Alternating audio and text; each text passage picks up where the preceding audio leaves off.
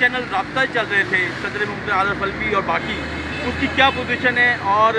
کب تک کوئی اس کی کوئی نتیجہ نکلے گا، کیونکہ لانگ مارچ تو جاری ہے؟ دیکھیں، ہم تو ہماری جو توقعات ہیں، ہماری جو امید کا مرکز ہے وہ ہمارا لانگ مارچ ہے. ہم بنیادی طور پہ جو رابطے ہیں اس سے کوئی انکار نہیں، لیکن جو ہمارا بنیادی مقصد ہے وہ صرف ایک ہی ہے، چونکہ وہ ہم نے کوئی ذات کے لیے فائدے نہیں لینے ہیں، بلکہ ہم نے ایک اس ملک کو اس سیاسی عدم استحکام اور ایک سیاسی غلفشار جو اس وقت برپا ہے اسے نکالنے کے لیے انتخابات کا فی الفور تاریخ کا اعلان کیا جائے، تاکہ اس ملک میں کوئی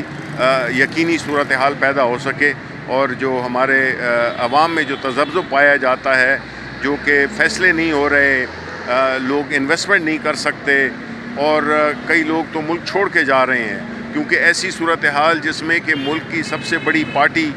اس کے رہنما پہ قاتلانہ حملہ کیا جائے، خاص طور پہ جب وہ اس کا بار بار ذکر بھی کرتے تھے. ایک سینیٹر کو اس کو ننگا کیا جائے، ایک سینیٹر اس کی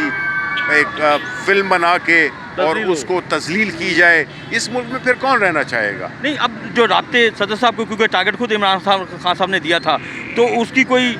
چیزیں نکلی ہیں؟ نہیں، دیکھیں کوئی ٹارگٹ نہیں دیا تھا عمران خان صاحب نے. عمران خان صاحب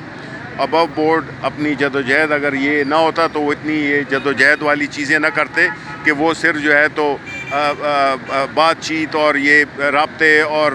بیک ڈور رابطے، اور اس پہ ان کا انحصار نہیں ہے. جو بھی کر رہا ہے، چاہے وہ صدر صاحب ہیں، جو بھی ہمارے لیڈران ہیں، وہ اپنے تئیں کر رہے ہیں. اور اچھی بات ہوگی اگر کسی کی بات بھی کسی کی سمجھ میں آ جائے. اور یہ ملک ہم نے کوئی زیادہ تو کی نہیں ہے، ہم نے تو یہی کہا ہے ایک تو FIR کا درج ہونا چاہیے، جو کہ خان صاحب نے جو نام بتائے ہیں وہ ان کے نام درج ہونے چاہیے، کیونکہ وہ ہیں متاثرہ شخصیت، وہ ہیں وکٹم، وہ ہیں مدعی. تو اگر مدعی پہ FIR نہیں ہوگی اور ان کی FIR میں یا آپ کر دیں گے تو کوئی